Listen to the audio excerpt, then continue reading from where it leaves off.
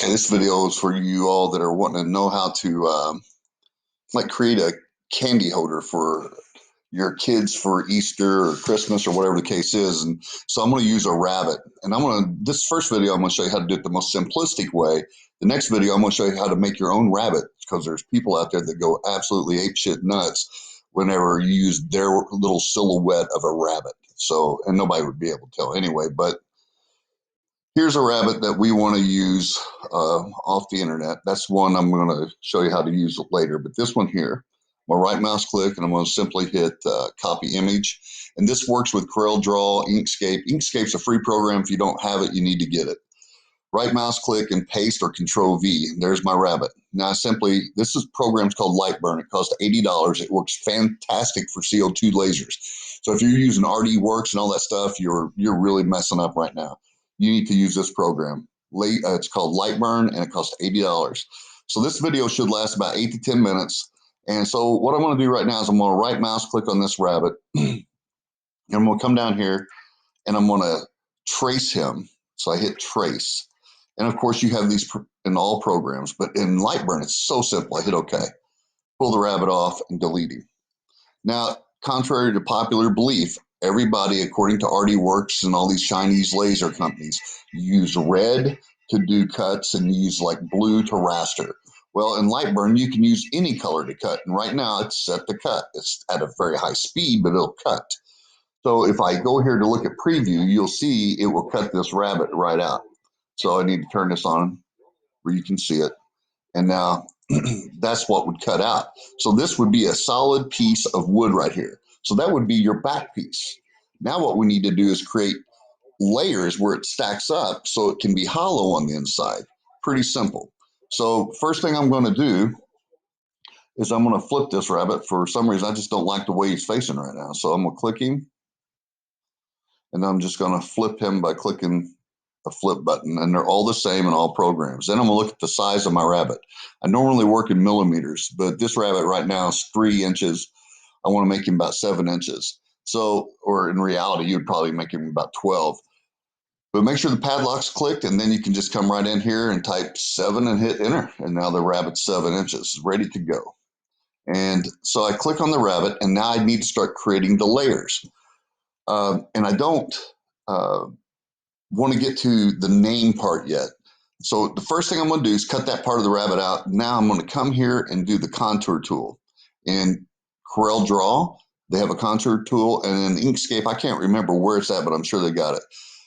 That just went outward, so it made it bigger than the 7 inches. I want it to go inwards. So we're going to hit inwards, and I can tell it the size that I want it to go in. I can make it like that, or I can make it a little bit thinner. I'm going to keep about right there, hit OK. So now when I cut this rabbit out, it's a nice thin piece that I can just stack up and it'll make a hollow rabbit.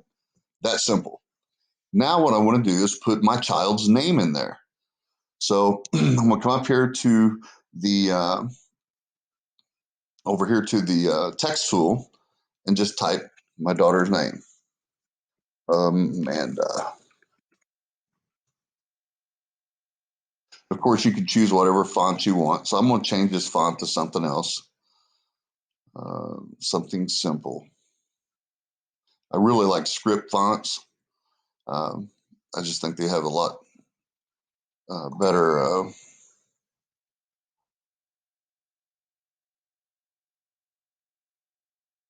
but we'll go with this regular old font here, and we're going to click on Amanda. And notice there's kind of a large gap between the A and the M. So I'm going to come up here, and where it says horizontal space, I'm going to start closing that up a little bit, just like that. Okay. So if I just put Amanda on there right now, it looks kind of like plain. So I need to give it some type of, curvature. So I'm going to come over here and click align. And again, this is the same in any program. But if you don't know what nodes are, you need to learn. And I'm going to teach you in the next video really how to use these nodes. So I click right here and I click on my node editor. So I must click on my line first, then click my node editor right here. And then I can pull this down and do something like that. And if it's not curvy enough, I just hover over a node and hit S. And then I can pull this node up, move this handle like this.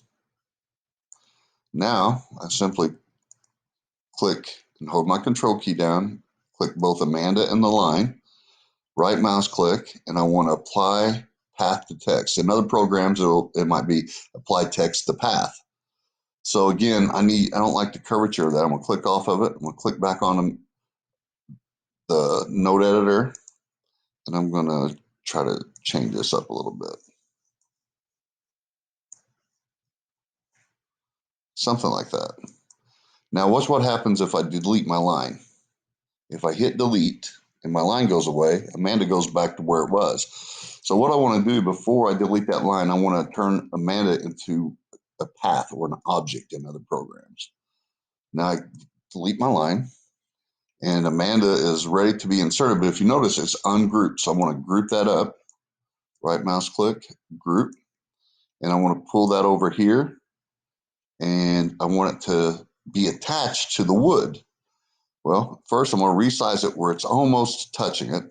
Now, since I used that contour tool earlier, I'm going to use it again. And I'm going to tell it go outward. And there's Amanda. And I can make it smaller if I want. And I'm going to hit OK. But you know what? In this case, it'll be easier for me if I just make it a little bit larger. Hit OK. And now I'm going to pull Amanda out of that. Just click on it. Pull that out. And all this inside is junk. I just want the outline. So right mouse click, ungroup it. And then I can just pull this up, highlight my junk, and delete it. Click right here and click on your outline. And then there's a little bullseye right here. You just want to combine those two back together. Now I take the name and put it inside just like that. And if you notice, I'm good here and I'm good right there. So I'm going to weld those and I'm going to move this out of the way just so you can see what's going on here. Whoops, Control Z, move the wrong thing. I want to move the text. Pull that out. Now I need to weld these two.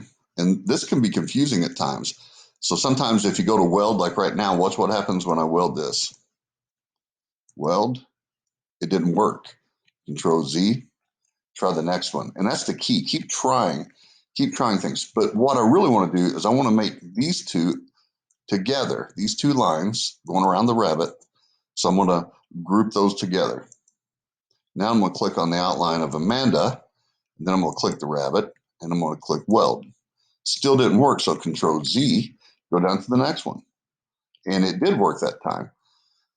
If that didn't work, what you want to do is just change up which you click first. Do you click the rabbit first or do you click the outline first? So then I got Amanda ready to be put back in there. I'm holding my control key down. It lets it move it in little finer increments. Now that's ready to be cut out and lasered. So right now, if I cut it out, it's going to cut everything, even the word Amanda in there. So I want to click on Amanda and give it a fill.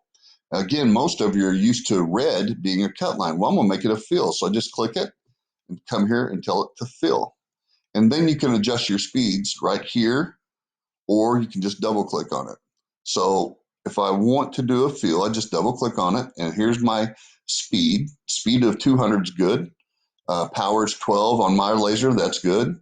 And I set the min power. I'll talk about that some other video about the min power. And then I want to do my cut line. If I'm cutting plywood on my 80-watt laser, I want to have a speed of 10 and a max power of 32. And your max power and your min power must be the same. And that pertains to everything that you do on a laser. If you set both of them, your min and your max, it will cut out just fine. So those of you that are having problems cutting things out, it's probably because you got those numbers. You got your min number changed down, and when it comes to a corner, it won't cut it out.